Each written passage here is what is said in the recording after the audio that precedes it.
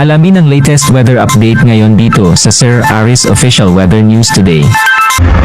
Narito ang ating pinakahuling satellite image kung saan ang southwest monsoon o habagat patuloy pa nga rin ang epekto sa ating bansa. At itong southwest monsoon ay nagdadala ng monsoon rains nga sa lugar ng Zambales, sa may Bataan, pati na rin sa may Occidental Mindoro. Kapag sinabi natin monsoon rains, ito ay tuloy-tuloy na mga paulan na posible nga maging mga malalakas.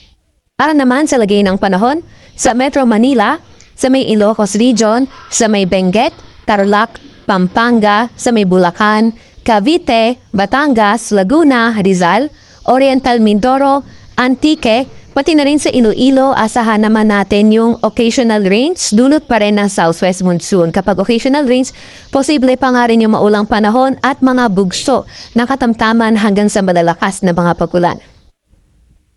Para naman sa lagay ng panahon sa nalalabing bahagi ng Luzon, nalalabing bahagi ng Visayas, Zamboanga Peninsula, sa may Northern Mindanao at Caraga, asahan nga rin naman natin ang maulap na kalangitan at kanat-kanat na pagulan, pagkidlat at pagkulog, dulot pa rin na southwest monsoon o habagat. Kaya sa ating mga kababayan, lalo na yung mga inuulan ng mga nakaraang araw pa ay pinag-iingat sa mga banta ng pagbaha o hindi kaya pagguho ng lupa.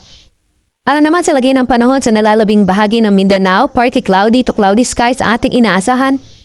May mga tsansa pa rin ng mga localized thunderstorms. Sa kasalukuyan nga rin ay may minomonitor tayong bagyo sa labas ng ating Philippine Area of Responsibility. Ito si Bagyong Wifa na tinawag na natin Krising nung nasa loob pa na ating PAR.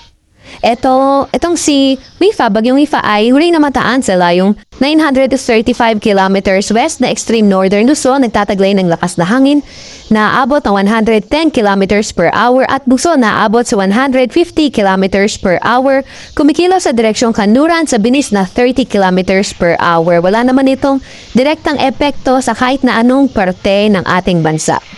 Gayun pa man ay may minomonitor din naman tayong cloud clusters, silangan ng ating bansa at hindi nga natin nirule out yung posibilidad na ito ay maging isang low pressure area sa mga susunod na araw.